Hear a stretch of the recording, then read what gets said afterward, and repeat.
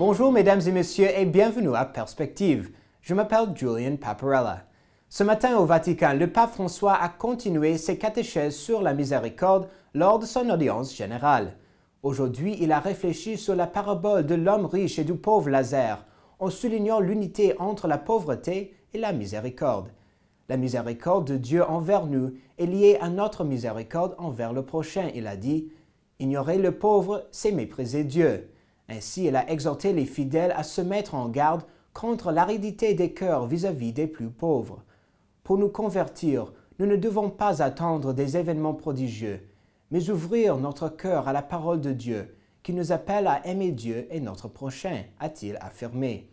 Écoutons plus de précisions grâce à la télévision du Vatican. Ignorer le pauvre, c'est mépriser Dieu. Il y a un détail dans la parabole qui doit être remarqué.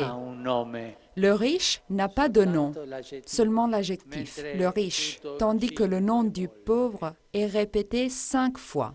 Et Lazare signifie « Dieu aide ». Lazare qui gît devant la porte est un rappel vivant aux riches pour se rappeler de Dieu. Mais le riche n'accueille pas un tel rappel. Il sera donc condamné, non pas pour ses richesses, mais pour avoir été incapable d'éprouver de la compassion pour Lazare et de venir à son secours. Ce matin 18 mai, le Ottawa Citizen a publié des articles au sujet de l'abus de mineurs par des prêtres de l'archidiocèse d'Ottawa. En réponse, Monseigneur Terence Prendergast, archevêque d'Ottawa, a fait le commentaire suivant. En tant que catholiques, nous sommes scandalisés et profondément attristés par ces cas d'abus de la part du clergé. En tant que leader pastoral de notre archidiocèse, je continue de demander à notre communauté de foi de prier pour les victimes d'abus du clergé et pour leurs familles, afin qu'ils puissent trouver la justice, la guérison et la paix. Le commentaire de l'archidiocèse a précisé qu'un cas d'abus d'une personne vulnérable est un cas de trop. Vous trouverez l'intégralité du communiqué de presse sur le site web de l'archidiocèse d'Ottawa. Aujourd'hui, nous voulons vous présenter une communauté religieuse engagée dans la mission à travers le monde.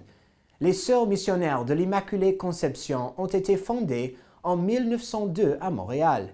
Elles ont récemment publié leur toute dernière édition du magazine Le Précurseur.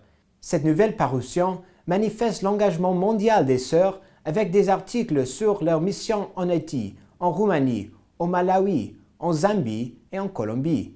Il contient également des récits de vie missionnaire des Sœurs, y compris l'article « Missionnaire un jour, missionnaire toujours » sur la vie de Sœur Thérèse Désiel, écrit par Audrey Charlin, ainsi qu'un article intitulé « Itinéraire santé, chemin de la mission ».